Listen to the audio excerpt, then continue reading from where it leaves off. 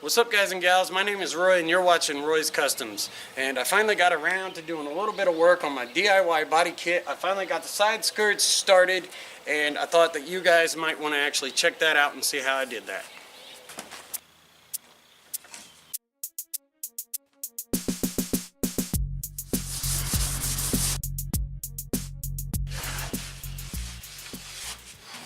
Okay, the biggest reason I decided to jack it up and put it on jack stands was the simple fact that the drill would not fit. But I'm going to have to pre-drill some holes. Now these are just going to be tiny little holes, as you can see by the drill bit, just like starter holes for my screws. I could have got self-tapping, but these are just screws that I had lying around, so on a budget.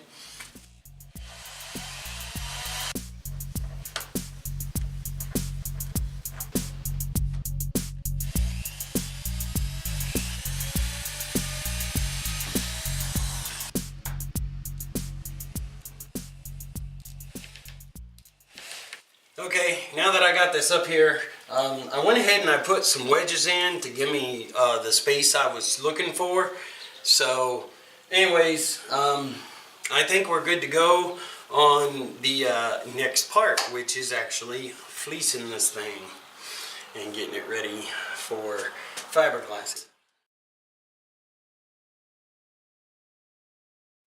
Okay, so come to find out, what I'm going to end up having to do, being this won't stretch like I want it to without having a bunch of staples in it, what I'm going to do is I'm going to drill a couple of holes in this, and I'm actually going to mount it to that, and then I'm going to staple it on the top side. So I'm going to give myself enough room here of a gap so that whenever I do finish it, I can roll it, but that way I can go ahead and staple it to here. And then what this will end up doing is it'll kind of become part of the kit anyways, but I'm gonna put a few holes in it, well, a couple holes. I'm gonna have to go all the way across, and that way I can actually staple to it, and that's gonna help me stretch my fleece much better. So anyways, I gotta cut a few more of these, and then I'll get back to it.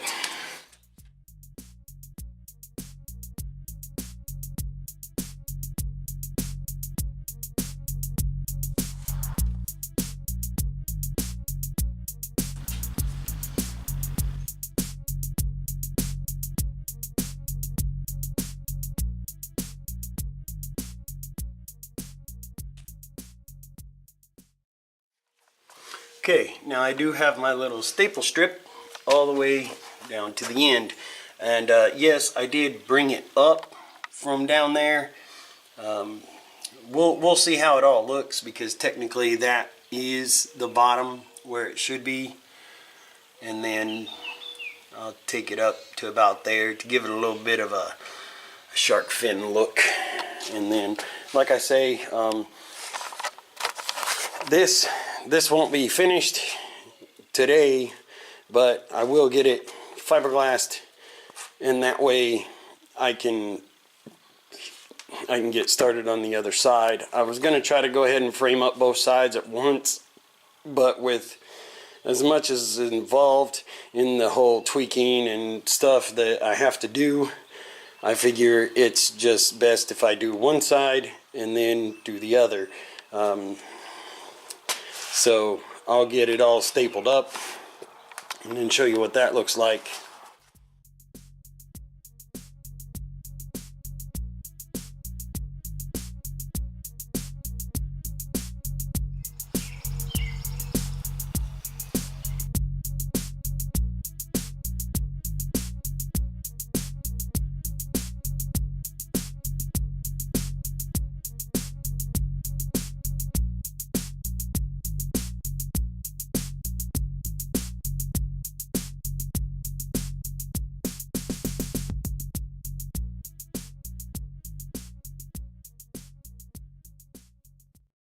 Okay, so this isn't completely hardened yet, but it is on its way. So what I'm going to go ahead and do is I'm going to go ahead and let the car down, go ahead and pull it out, turn it around and back it up in here and get started on the other side.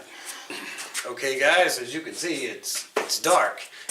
This actually takes a while to do, especially if you know, you're kind of trying to make stuff up as you go along. But this side did turn out better than the other side.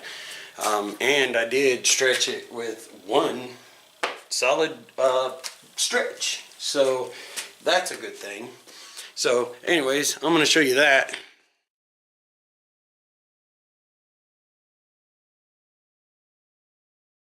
There is one thing that I've noticed throughout the years with making fiberglass speaker boxes.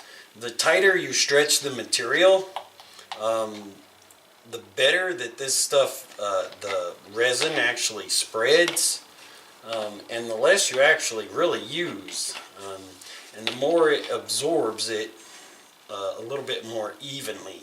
So this side I probably won't even use as much as I used on the other side, but I did make quite a bit so that I can go to the other side and do another coat, because I really think I kind of need it.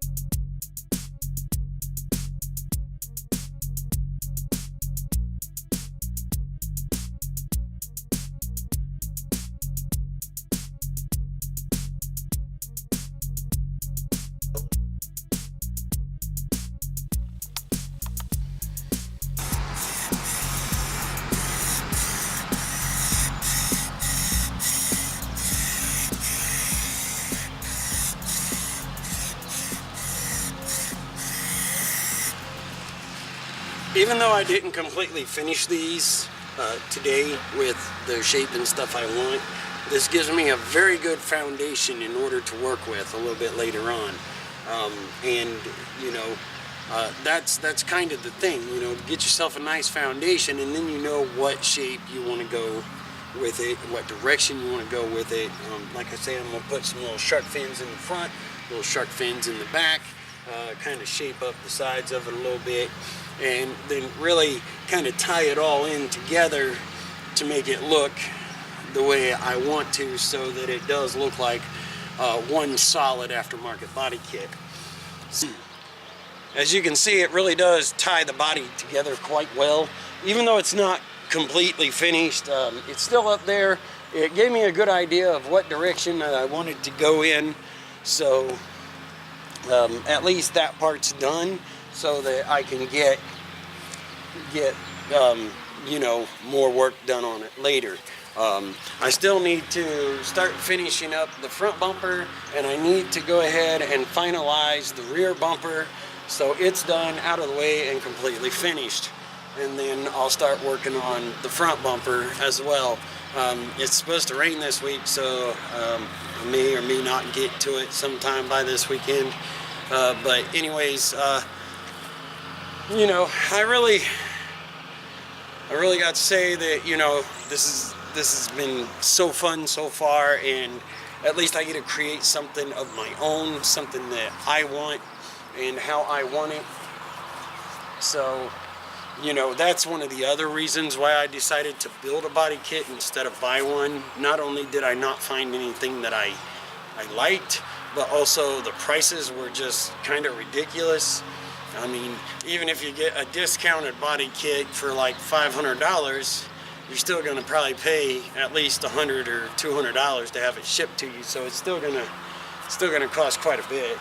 I mean, but for what I've gotten this so far, it's about 80 bucks, $85, something like that. So technically, I mean, I've still got probably another $50-$60 worth of work to do. And then of course the time it's going to take to do it, which is fine, because I love doing this stuff, and I love showing you guys stuff and how to do different things too. So Anyways, guys, I really hope you enjoyed the video. Feel free to like, subscribe, hit the notification bell, and have a spectacular day or night, whichever one it is for you. Peace out.